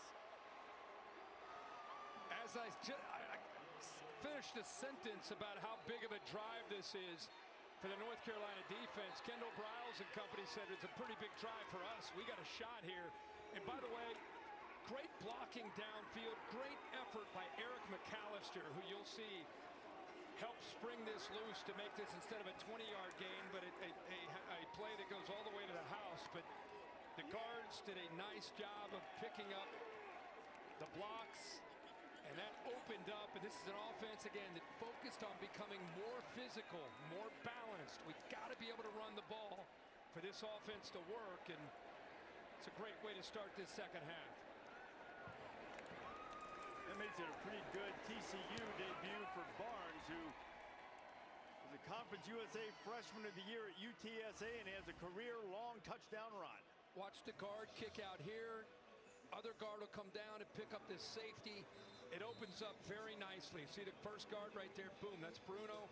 Backside guard here, Bennett. Watch him work up to the safety. Hat on a hat and downhill running. And then watch one on the left there. Look at McAllister hustling downfield. Great job, great effort. Love to see it from a receiver who's known for his ability to make catches. But that's an offensive line that's been playing with confidence throughout this game. And a good job of the transfer from UTSA. Not just bringing downhill physicality, showing you he could take it to the house. Good job by his teammates opening that up. The longest rush for TCU since 2022 when they played for the national championship. Kendall Briles said he wanted to run the football. I was going to say, how great is it when you work in an off season? You got 7-8 months to try to get through winter conditioning and spring football and into camp. You have a goal of where we need to get better, and then you see it play out right before your eyes in an opening game against Bill Belichick. 10 carries, 111 yards. They were really impressed with the way he played in camp. They wanted him to seize that running back position to give them more of the downhill runner that Holly talked about in the first half. Went downhill and then hit the seam and turned on the speed. Now, see if North Carolina can answer. Dangerous return man is Chris Culliver, but TCU has done a really good job of containing him on returns tonight as we go down to Holly.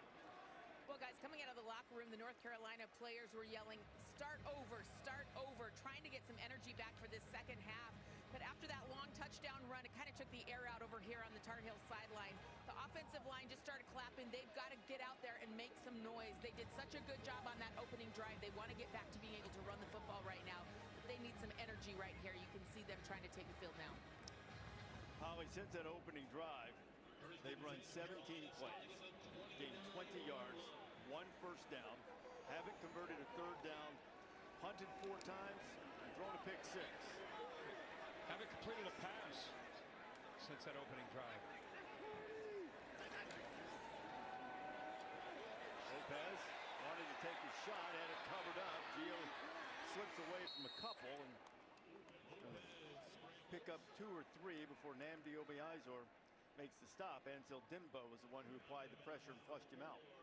Yeah, TCU had been mixing up their looks, trying to create some confusion for the transfer from South Alabama. And when he has been back there to throw, they've mixed in some man and some zone, make him hold that football and allow the front 4 to be able to get some pressure. Pick up 3 on the scramble, 2nd down and 7. Lopez. Get a couple in the 3rd down play coming, about 5 to go. Keep talking about what TCU emphasized and wanted to get better at, and we talked a lot about their offense, but their defense, it was about being better on early downs and trying to get some plays to create negative plays for the opposing offense, to be able to crank up Andy Avalos, to be able to get exotic and multiple with his package on 3rd down. It's been working. North Carolina 0 for 5 on 3rd down so far in this game. Weren't great last season under the previous regime. Boy, do they need to stay on the field on offense here. Benjamin Hall was greeted almost as soon as he got the football. Paul Oyewale was in the backfield. Hall had nowhere to go, and it's another 4th down for the Tar Heels. Yeah, and this is just this is a blitz package right here.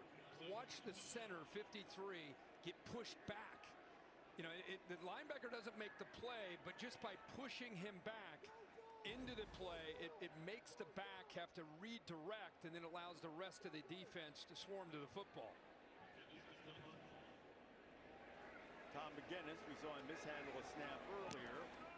Pulls that one in cleanly and gets away a nice punt. And, Dwyer almost misjudged that thing, but backpedaled and made the grab and came by our College Game Day basketball show when they were here in the spring, and there is one of the greatest to ever play defense at any level of football. Taylor. I think he's the best. I think he's the best. Yeah. There's some great ones. Yep. Man, LT. Well, speaking of LT, we got TCU running back suddenly looking like their version of LT. Jeremy Payne meeting LaDainian Tomlinson. You know, the last time North Carolina and TCU played, LaDainian Tomlinson freshman year held 45 yards. TCU lost. They were trying to get their first victory over Carolina in a 20-point lead early in the 3rd. Last time TCU had a 100-yard running back was Imani Bailey back in the 23 season. He had 150 yards, and tonight Barnes had already at 111 after that big run. 2 backs in there. Trent Battle in there with Jeremy Payne now as Barnes, after that long run, is getting arrested. Payne is a guy that they tried to use like that a couple of times tonight. He is a good receiver. Caught a dozen balls a year ago.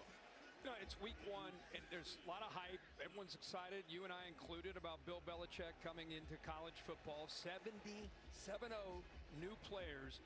You're down 27-7. This game's been going sideways since the opening drive. So you look at TCU, you got Bud Clark, you got Josh Hoover, you got a veteran team. You know, you got some players that you can count on for leadership. With 70 new players, when you get down 20 in the opening week, who's that guy? Who are the leaders of this team that can help you believe you can fight back and get back into this game? Hoover drains the play clock, and then it's a quick completion. There's Payne. He's got a first down. He's up to the 45-yard line. This is a much different response as you look at Belichick and the way TCU played against Colorado a couple years ago. Yeah, and a big thing with any defense is leveraging the football. And North Carolina does a pretty good job of that. Look at those two defenders. He splits them. That's poor tackling by North Carolina. You know, and I think Bill Belichick and Steve Belichick, they really pride themselves, whether it's NFL or college, you know, in this day and age where some head coaches, they don't believe in that. You know, they want to be careful of not tackling too much, especially in camp, getting ready for week 1. In North Carolina, they want to be tough. They want to be fundamentally sound and all the things they work on. So that's area that they're going to have to really improve. Once again, another missed tackle and yards after the catch. They continue to not go at Thaddeus Dixon and go right towards Marcus Allen. And he's got these TCU, the receivers are making 29 in blue. Whether he sits back and gives a cushion or he gets uptight, they're working at him. And there's a drop. That ball was right on target. Manjack, who we saw make a big grab earlier, drops that one. You know, Joseph missed some time in camp. He had a bad case of poison ivy. Went river rafting. Had to take some antibiotics for it. Didn't stay out of the sun like he was supposed to. Got way worse. Cost him practice time. That couldn't be pleasant. No. I'm one of those guys, if I look at poison ivy, I got it. So I'm not enjoying that story. Oh, Payne's enjoying that run, but there is a flag, or a couple of them down there. TCU is starting to lean on them, but there's a penalty here. Could have gotten that on either guy, either Taylor Whitfield or the receiver Manjack. Offense 14. number 14. 10-yard penalty. Repeat second down. Haven't seen too many mistakes. You know, I mean, Purple's not been going backwards much at all. I mean, this has been, you can see the quarterback, when we have tight shots of his face, there's 14 on the edge. They're just grabbing onto the safety, and that's Bryce in there that he throws down. But anytime you look at the quarterback, you look in his eyes, you can just see the confidence that he's playing with. It gives you an idea what kind of night the offense is having. Josh Hoover in this offense definitely, after the opening drive, they found a rhythm. He's 24 of 30 for 227.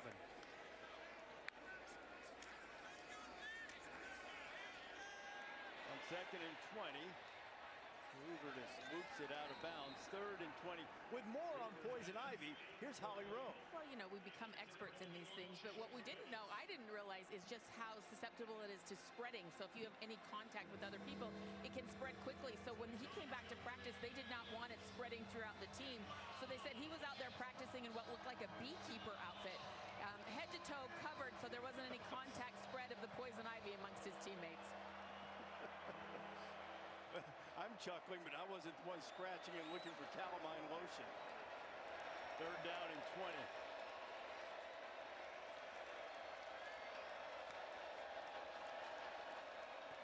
Hoover right down the middle, a dart, and close to the first down marker. That's Chase Curtis. They call him the heart and soul of his team, and he's a little slow to get up. It's a pickup of 21. Boy, did he take a shot, Kirk. Yeah, he really did. What you see is a linebacker that ends up blitzing, showing blitz, dropping, and the result is look at the open space. Nobody reroutes him. He's just walking. That's almost like against air. The big hit comes in there late, but you can see all that space in the middle of that defense. Good quick read by Hoover and being decisive to get that ball out of his hands. And how about Curtis holding on to that ball despite that big hit? Check on Curtis when you come back. Yeah, come out.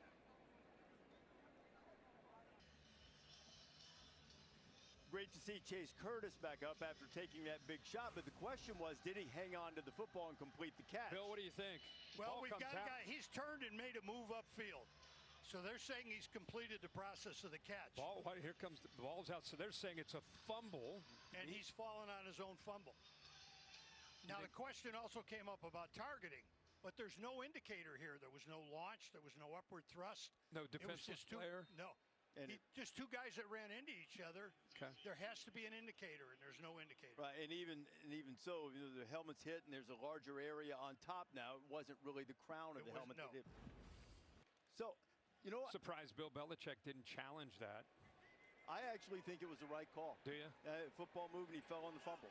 What is a football move? Ask Clemson. Into the open field goes that's a football move. There's a football That's move a right into football the end zone, a 28-yard run, and the heels are getting the boot put right to their backside. They've got these backs that are doing their job, but again, you got to give credit to the offensive line, the communication that they're utilizing up front. Big tight end DJ Rogers gets involved. It's the same play that they're able to spring the big long run in the first play of the second half. This time they ran the same play to the left. 33-7, and Lemmerman is on for the extra point. Battle's first carry turned out to be quite productive. Number 34 gives them 34 points.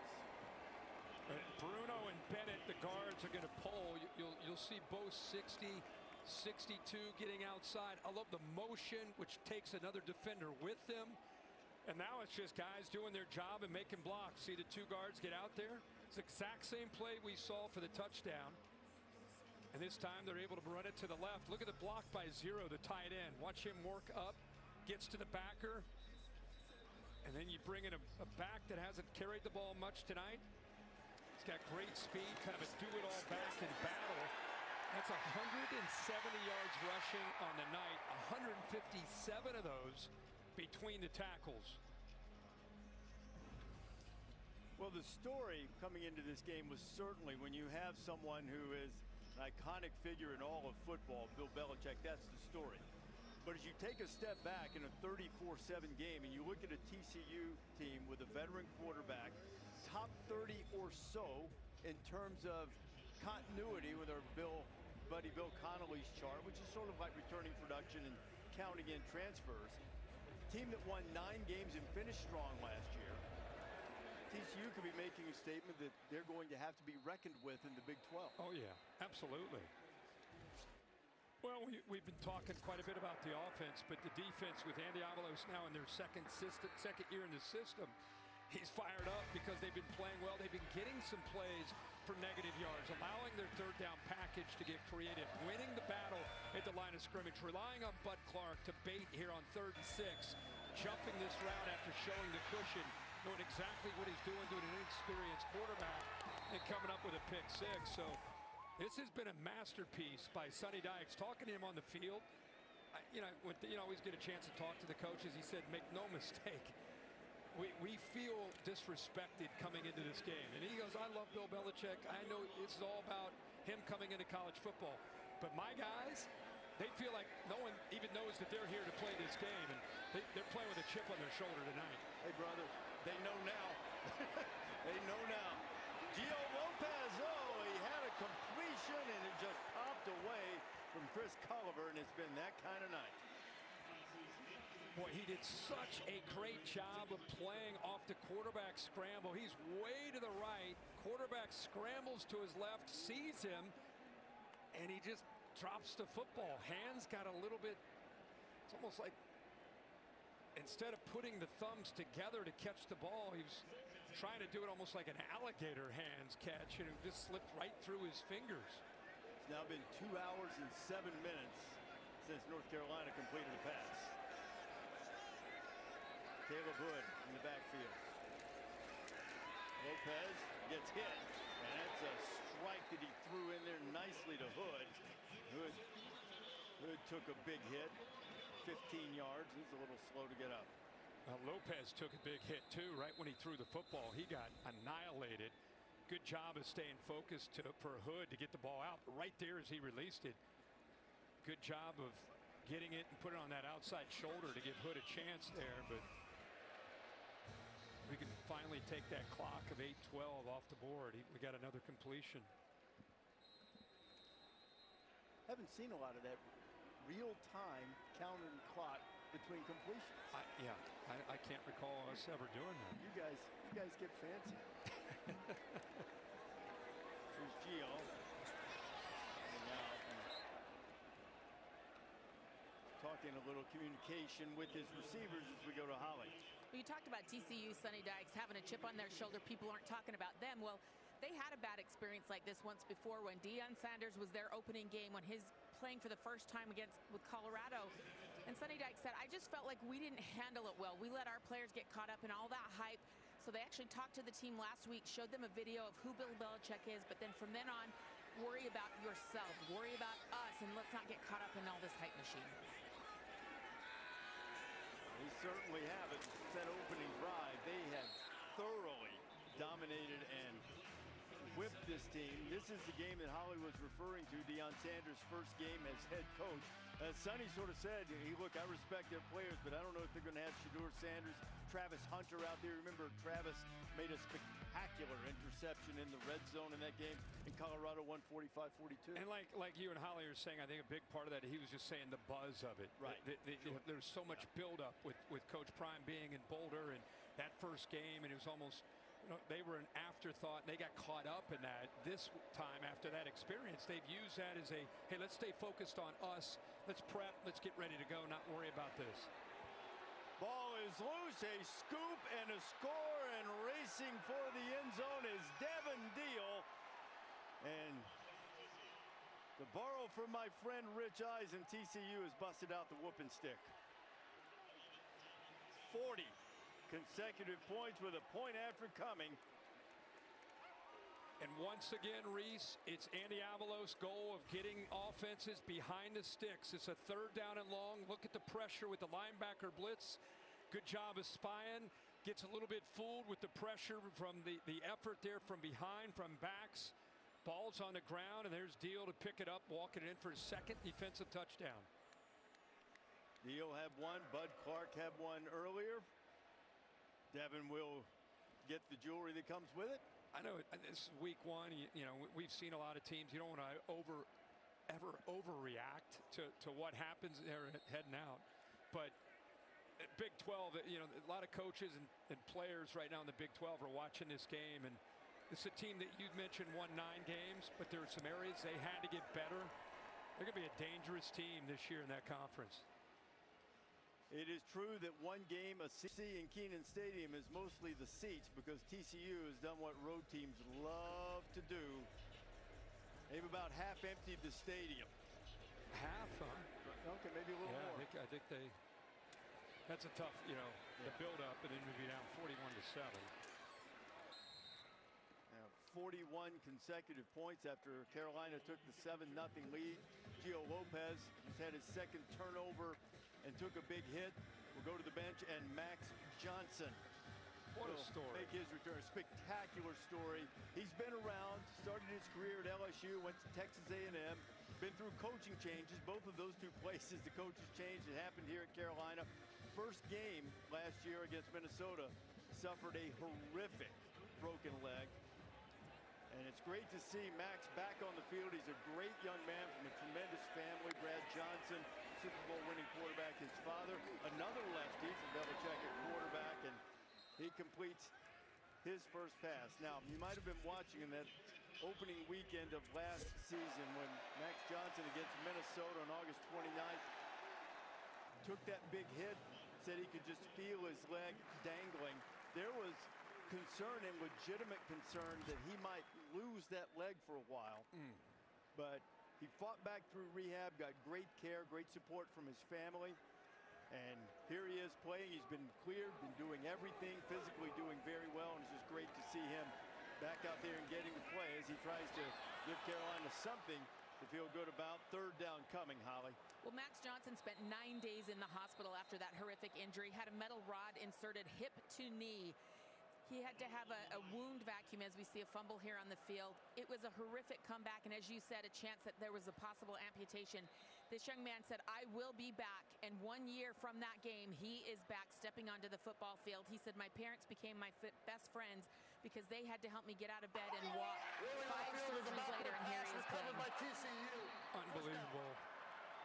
story. It's incredible. He's just out there.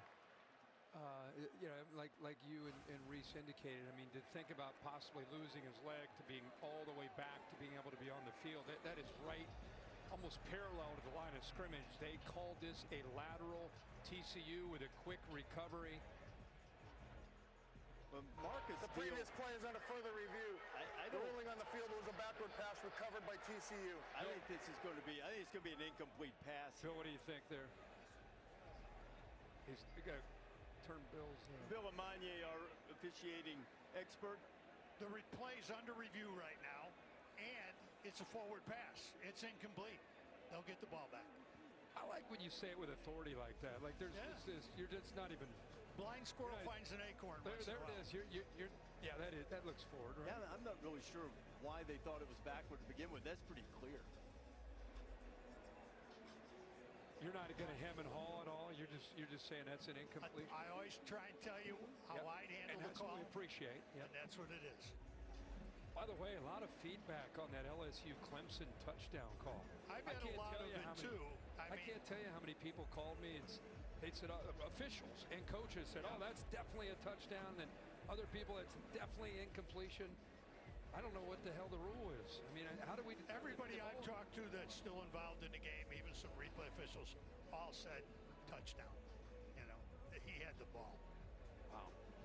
But we get to talk about it. We don't make the decision. Yeah.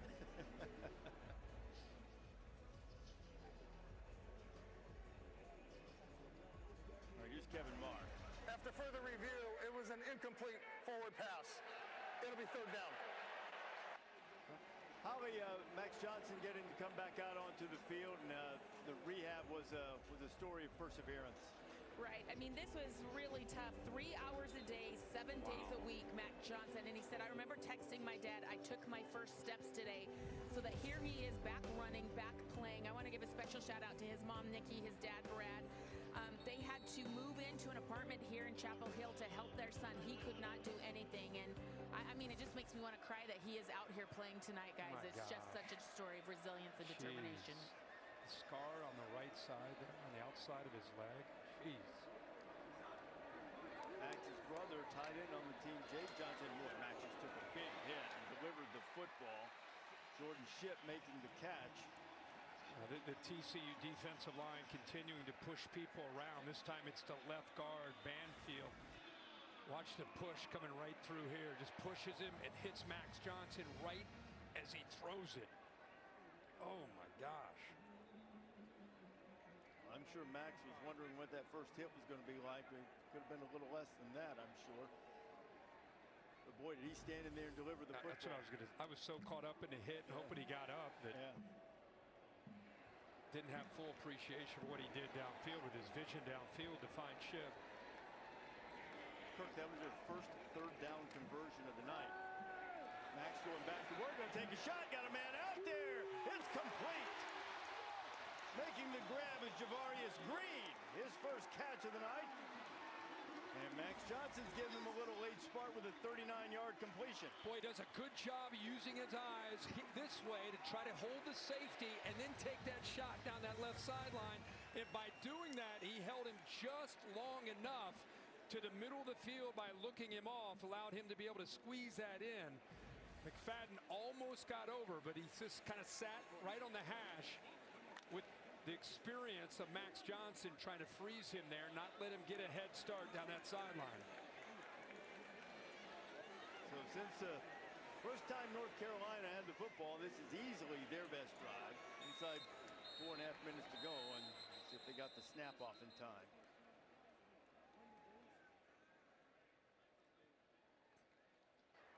Delay game, offense, 5-yard penalty, first down. You know, what you lose in the mobility and the potential threat of quarterback run game, you pick up with having an experienced guy that's taken a ton of snaps, whether it's at LSU, A&M, North Carolina, and allows him to be able to do some things with his eyes, do some things by manipulating the defense. So you pick up the experience. You just don't have, obviously, the ability to move him around as much. Max going to get rid of it. checked it down to Gauss, and Thiessen into the game and getting in on the hit parade. This defense is flying around. Like I said, I think I said it after the second drive, they didn't feel threatened much downfield. Allowed them to really crowd the line, really be aggressive close to the kind of the shorter passes. And every time North Carolina took shots downfield, the corners are right there where they needed to be, unless it was a play where you create.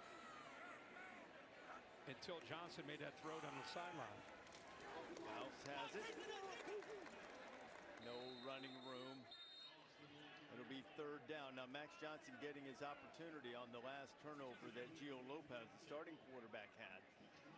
He took a hit low, and he's in the injury tent right now. Transfer from South Alabama, the guy that won the job, won the competition with Max Johnson. We'll check on him if we get word on his condition. And it was a battle going down to really the last week of camp, you know, and here's the hit that he took when the ball came out. You know, and I'll say this, week one, you hate to see Gio go down, but it's an opportunity for Max Johnson. You know, you're down 41-7, the game's over, but you're trying to make plays and show Freddie Kitchens, the offensive coordinator, and the head coach, Bill Belichick, that you can be the guy. So a third down play coming for Freddie Kitchens. It's been a frustrating night, a frustrating debut. Certainly not what North Carolina fans had hoped it would be, not what Bill Belichick hoped, but he was pretty candid that he didn't know exactly what this was going to look like for a while. There are two sides to this. One, this is a long-term vision from North Carolina. In the immediate vision, you want to give TCU all the credit in the world for coming in here and being as dominant as it has been. Yeah, TCU looks to be a incredibly seasoned team. You know, you mentioned the amount of numbers that they have coming back. But I think you have a quarterback in Josh Hoover. This is a team that has big aspirations for this season, and they've shown up ready to play tonight. The thing that I think with Bill Belichick and all the hype and hoopla about his team, you know, sometimes you look at 70 new players that are trying to gel. Bill Belichick coaching in college for the first time. I'm really interested to see that this next quarter and 2 minutes and 45 seconds with Max Johnson, more of a veteran, like I said, what he can do here with this team and see if he can help this offense kind of calm down. Another one right on the money. Completion is going to bring up fourth down and short. That's Gauss again, running back, who's proven a reliable target out of the backfield. If nothing else, what you've seen since he's been in here is he's getting the ball out quickly, and he's making good decisions, and he's throwing the ball accurately. You know, and that's really all you want to see. They haven't had a whole lot of success at all throwing the football, but that's his strength, coming back, getting back, and putting the football right on the money and getting it out quickly. So a 4th and 2 is North Carolina. See if they can put another one into the end zone. Maybe salvage a little consolation prize. Pushing it straight ahead. Goss got up there, and they'll move the chains for the first down. Well, Bill Belichick always talks about smart, tough, and dependable players. This is week one. You know, the season's not over. So if you're a football player in Carolina Blue, you're being evaluated every single play. And what you're going to find out at 41-7, it's kind of like when you're out here on this field. They talked about coming together as a team when it's 100 degrees out and they're running sprints. This is worse than that because it's mentally and emotionally worse than that. How do you respond when you're down 41-7? You're going to find out who wants to play football for the rest of the year on this last quarter. Johnson buying a little time, finds his man. That is Ship. Ship dancing down toward the goal line. He'll be stopped. They're going to mark him down right at the 2. Nice mobility there by Max Johnson. He got away from some pressure from his left. He's able to break contain. Still showing he's got that mobility despite that devastating injury, and that's their difference maker on the perimeter. Jordan Ship won. I mean, if you're going to find a guy that can win one-on-one, sit in the soft spot in the zone, just kind of have some natural instincts, clearly there's Ship and there's everybody else on the perimeter for Carolina's offense. Headed down toward a half minute to play in the third quarter. Carolina trying to get one in. Max Johnson firing, touchdown and it's his brother Jake. That's great. Johnson to Johnson puts one on the board for the Heels. Now, that was a great drive. I mean, that's what you want to see when you're down 41-7 and more than half the stadium's emptied out. This game's over, and you got a team that's still out there fighting. I mean, you can build on that. You can build on that. You can watch the film, and you can use the example of Max Johnson coming in and providing a spark and using the experience that he has to be able to make the plays and throw the football accurately. 6 of 7 on that drive. It's not the first time he's found his brother in college. They played together at Texas A&M prior to coming here, and has to feel good. Max to Jake puts one on the board for the Tar Heels. Yeah, how many times have they thrown this, right? He's right here, does a nice job in his stop route of just kind of letting the receivers around him affect the defense, and then he just kind of sits in that spot. Love the accuracy. Look where he puts his football, just to the outside, away from the defender, the linebacker. Easy pitch and catch, just like in the backyard when they were growing up. You know, Max Johnson, think of the adversity he went through, his own personal life that Holly just told you about. 41-7 to Max Johnson's nothing. You know, let's go out here, guys, and compete and get better. Number 18 is now There's the wearing progressive number 42. pylon cam to show you the nice throw and catch for the touchdown. Boy, after all that family's been through, what do you think they feel like right now? By the way, his last touchdown pass prior to that one was also to his brother. Maybe they've got something working here. Brotherly love. Yeah. There's Brad. You know his story. Played at Florida State, won a Super Bowl with Tampa Bay. Mom was a tremendous volleyball player at the University of South Florida. His uncle, our friend and colleague, Mark Richt, the former Georgia Miami head coach. And not a lot to smile about for the Tar Heels, but I think with the Johnson family, just seeing Max back out there and seeing the brothers hook up for a touchdown makes it eases the sting a little bit, I would say. Like I said, I mean, at 41-7, you know, this game's over, but everything that Max Johnson went through, fighting in camp to try to win the job, coming up short, losing the job to a first-year transfer, and then instead of going in the tank, he just kind of kept prepping and kept thinking maybe he'd get his chance. And in the opening game, who would ever think you're down 41-7, you get the chance to come into the game, and that was the best drive other than the opening drive, by far the best drive we've seen all night from North Carolina. And it was the execution that stood out to me, and clearly knowing where to go with the football and not even thinking about being down in the game. He just went out and executed and led his team to a touchdown. Looked good. Now TCU has it back. Kavorian Barnes, who had a long touchdown run to start the second half, that was really the one that it was a knockout punch for Carolina. It was 20-7. We were trying to make the point that they needed to make a stop there. If you get a 3 and out, you get the ball back. Who knows? But yeah, that was. Instead, he went 75. Built it to a 20-point lead, and Carolina just broke a string of 41 consecutive points, and starting quarterback Gio Lopez out of the injury tent, hobbling back toward the North Carolina locker room, obviously in a great deal of discomfort.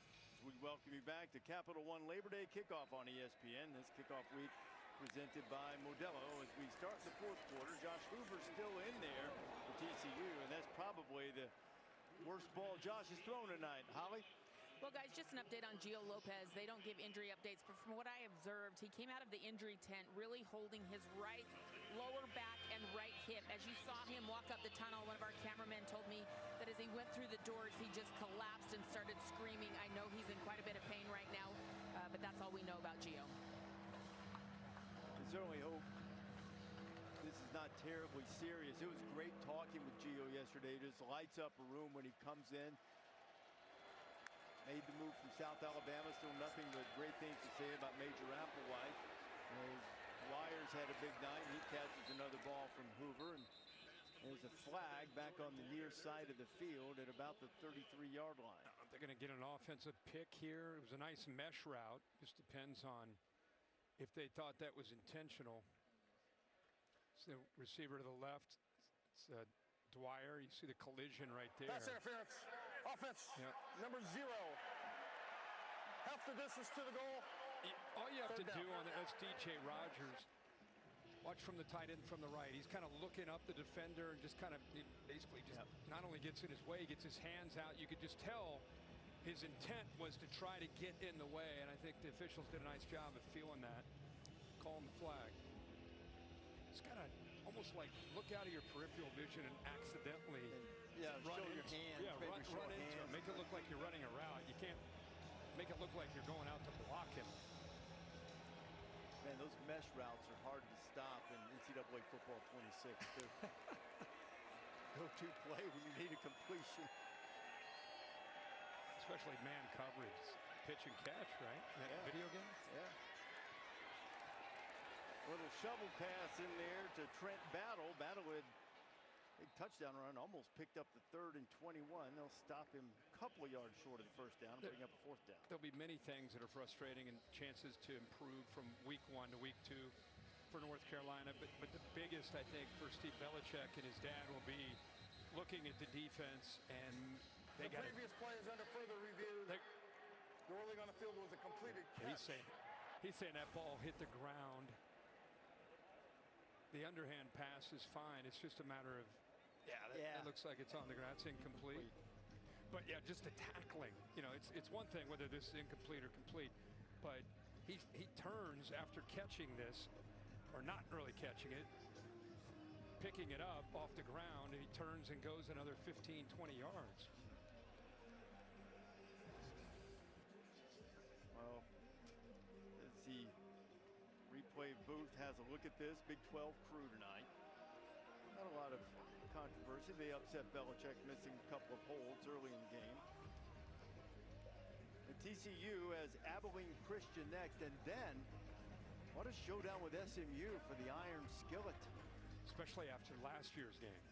Like 66-42 or something like that, I think. Yeah, gave up 66. SMU put it on them.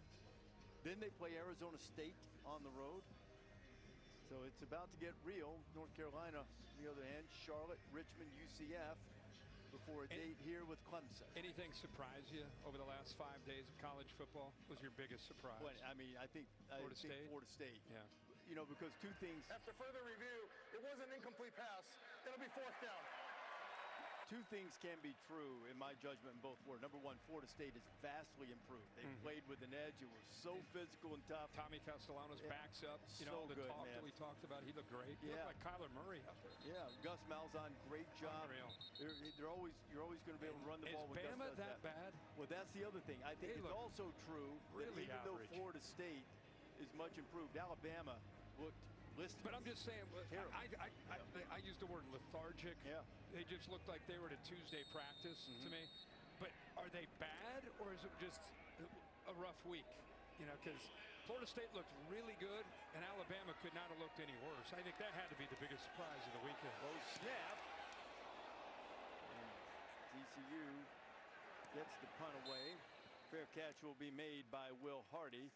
So North Carolina will have a chance to Chapel Hill, where North Carolina is taking a whipping. You know, for 20 years, Allstate has celebrated every field goal and extra point made at participating universities by donating to the university's athletic scholarship fund, supporting all student athletes. Thank you to Allstate for that. 13:53 to play here. Max Johnson back into the game. Gio Lopez, the starter, was hurt. And Max, the veteran quarterback, played really well last drive. Well, I think the biggest thing he did is, you know, I think that hit got him settled into this drive. And after that, he was back. Did a good job using his eyes that time to keep the safety off of his receiver. Ball's out in a hurry there for the touchdown to his brother Jake. Let's see if he can follow up that drive for a touchdown with another 6 points here for the Heels. Is 7 of 8. His first action since suffering that horrific broken leg in the opener last year. And make it 8 of 9 with a nice catch out there by Green. Gets to the top of his route, or top of his drop, and the ball is out. And the timing of that is perfect. Allows Green to go down and make the throw's a little low, but because it's on time, you know, his parents are excited to see that. I like that. That's the quarterback dad. You have the headphones, you don't have to hear the fans. Yeah. You hear anybody? That's the way Brad used to do it, though, when he was spinning that magic bean for the Seminoles and the Buccaneers.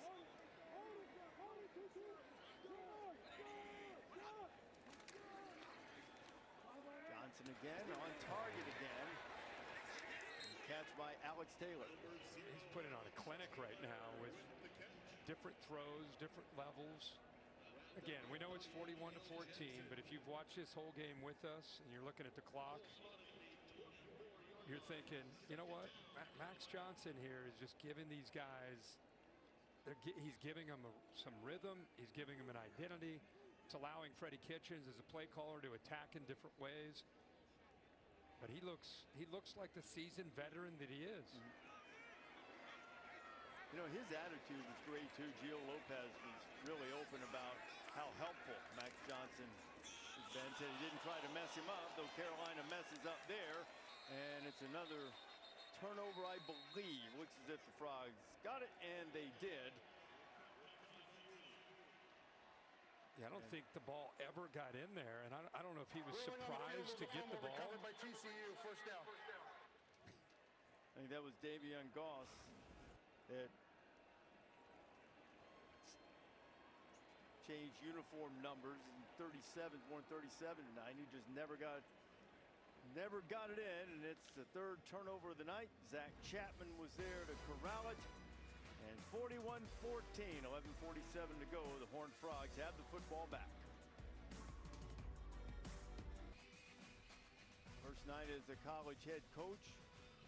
First time they had the football, they went 83 yards, took a 7-0 lead, and since then, it has been all Horned Frogs all the time. 41-14, under 12 minutes to play here on Labor Day night. Glad you're with us. Reese Davis, Kirk Herbstreit, and Holly Rowe. Thanks for sticking as well. Scott Van Pelt coming along shortly.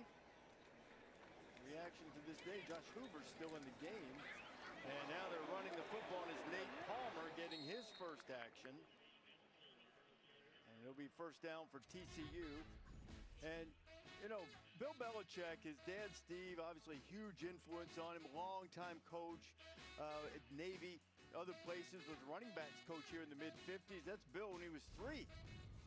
Going way back. When he was. You think he always knew he'd want to try to come back here? You think he just right place, right time, this stage of his life? I think probably that, but I think you said to him yesterday in our meeting that you expected maybe someday Navy because of his affinity for the Naval Academy. Could have seen that. Largely grew up there, and now Nate Palmer's running through tackles. Nate Palmer with fresh legs, wanting to get his act, and I tell you, Gavin Gibson sort of got run over. His 26-yard gain for Palmer. I think the most frustrating thing for Bill Belichick is going to be the 3 turnovers and so many missed tackles and some blown coverages. You know, that's what week 1, you know, some teams you struggle. There's another missed tackle. Dwyer, who's been in once tonight, trying to get him for a second time, and he'll be stopped short of the goal line. And Jordan Dwyer's had himself a night, well over 100 yards. In fact, he'll be over 160 with that catch, I think. Yeah, they're over 200 yards rushing now. Dwyer's had a big night. Like I said, they've gone into the boundary and attacked that part of the secondary. Let me correct that. They'd already updated the stat, and I did the math myself, but still over 130 is good. And you see Josh Hoover kind of hopping out of there. I'm a little surprised. He's got a little bit of hitch in the get-along there. I'm surprised he's still in the game, to be honest. He gets stepped on. I don't know what happened there. That was kind of an awkward exchange with he and Palmer. Let's see if he gets stepped on. I can't tell. Right toe, maybe? Just a little bit. I mean, you and I both said in the commercial break, well, they'll take him out of harm's way. Abilene Christian next week. This weekend in SMU. They're trying to get him maybe more stats. Another touchdown pass. And he's got it. And it's DJ Rogers, who's had a good night. And Josh Hoover's feeling it tonight. Yeah, they're pouring it on. They're making a statement right now. This has its roots in the game we talked about earlier, the Colorado game. Well, and again, I think they were tired of the message throughout the last week or so, and they respect Bill Belichick, but It's almost like they felt that people weren't talking about them at all. A team that won 9 games with as much experience as anybody in the Big 12 coming back. Did a good job, by the way, of baiting the defense there, looking into the back corner, and then ended up throwing it to that front corner for the touchdown. But hopefully his night's over. 27-36, 284, and a couple touchdowns. Well, if TCU has had a rather lengthy memory about that loss that we've mentioned against Colorado, I would imagine that North Carolina might have that lost those big games in my Good top 6. Good for you. I mean, Good. you know, those were Great. good games, tough games. They lost. Yeah. You know? Yeah. Good for you. Hope everybody follows suit there.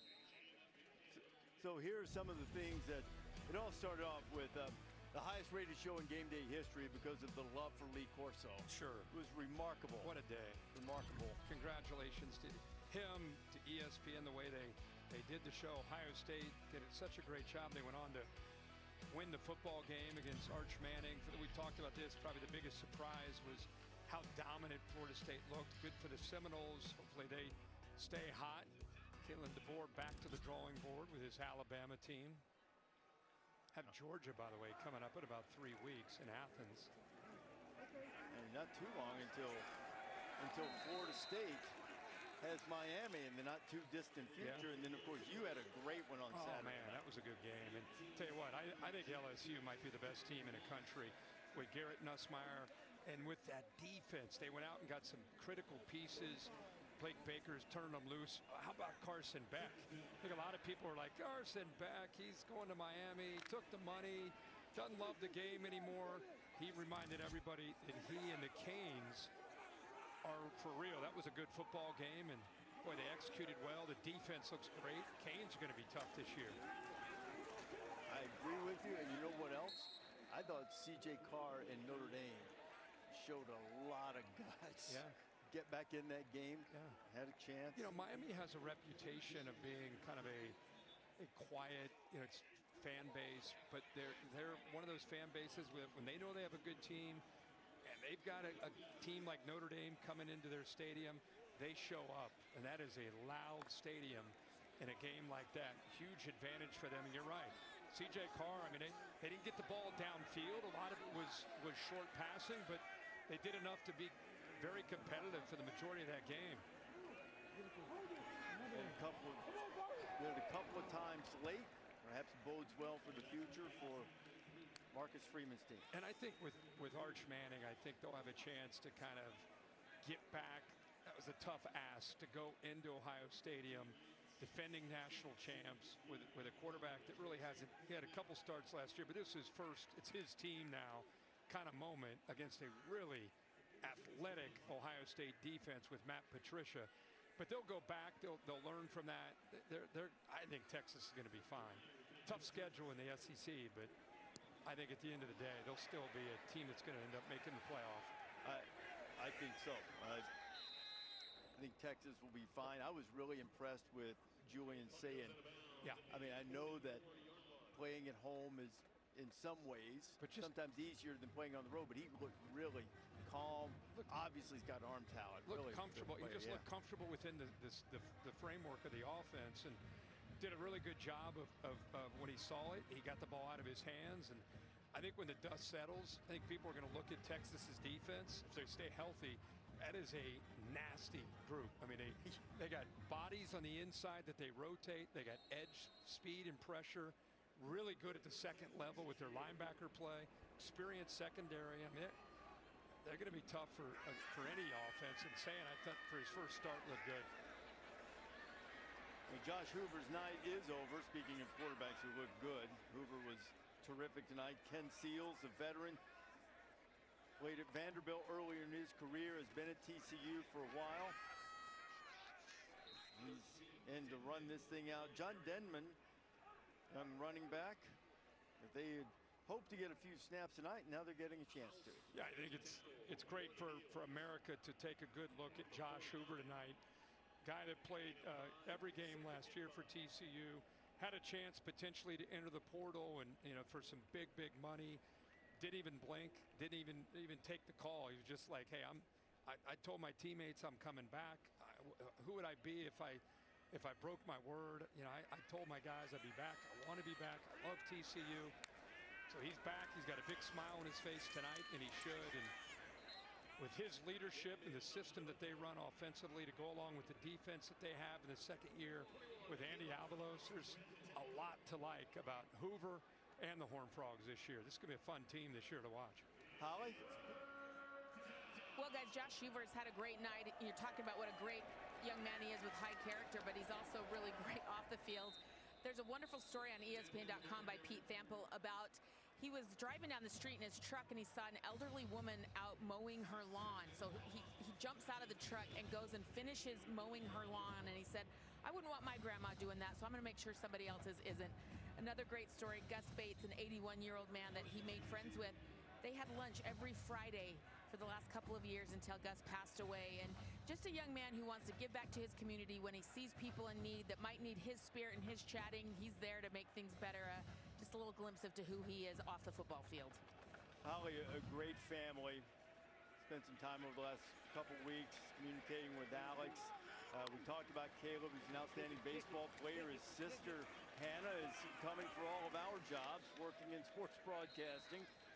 I think in Oklahoma City, if memory serves. It's a tremendous family. We've had a great night. Now, Alex told me he left a few shots on the golf course today, but they didn't leave any shots out tonight. No. For Josh's team. Not at all.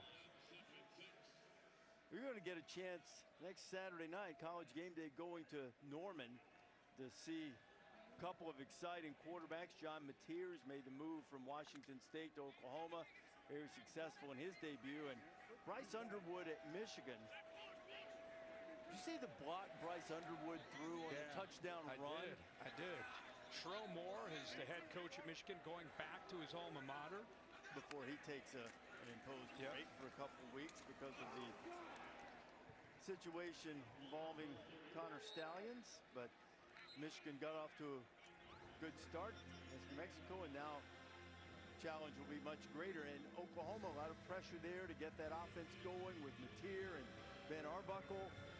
Michigan trying to bounce back from a season that didn't meet its standards last year. Certainly the end was outstanding with the victories over Ohio State and against Alabama in the bowl game.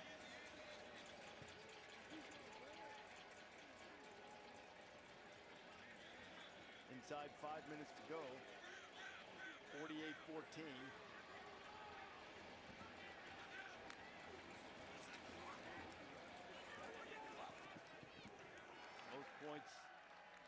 Most points Bill Belichick has ever given up in a game. Most points North Carolina has allowed in an opener. And Seals is like, hey man, I've been sitting over there on the side all night. Why in the world will we punt in plus territory? Kendall Briles going to give the senior backup quarterback something he likes here.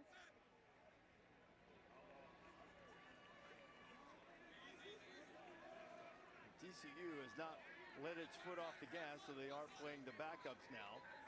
Nor should they. Thinking about rolling double nickels here, and he was Howard got it there, and he got the first down.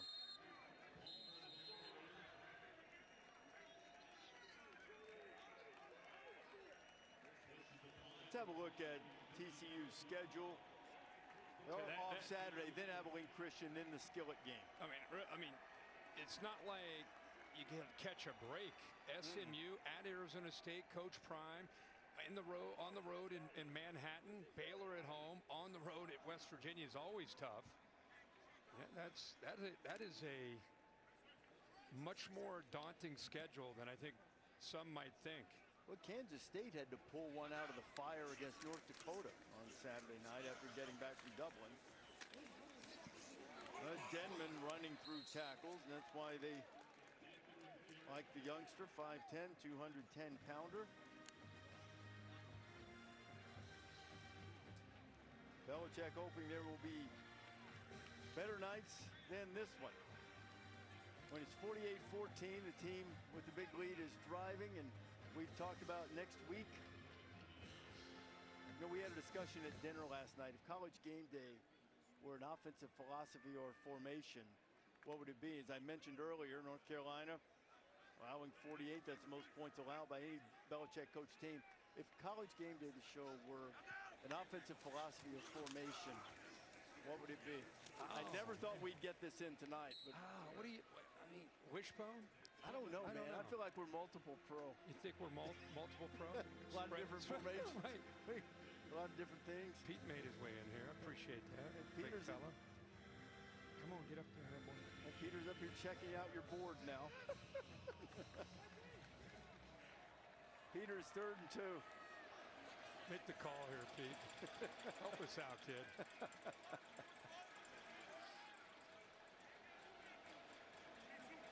TCU mercifully get deep in the clock. There he is. There he is. Big fella. Let him. Back and make sure we can There see you him. go. You see, there's my board. America You got see the him. board right here. Here's the clicker. You work the clicker here. There you go, right there. There's your board. We call the rest of the last 2 minutes. It's all you, kid. Look at this. This is the 2-minute timeout. Hey, give him a headset.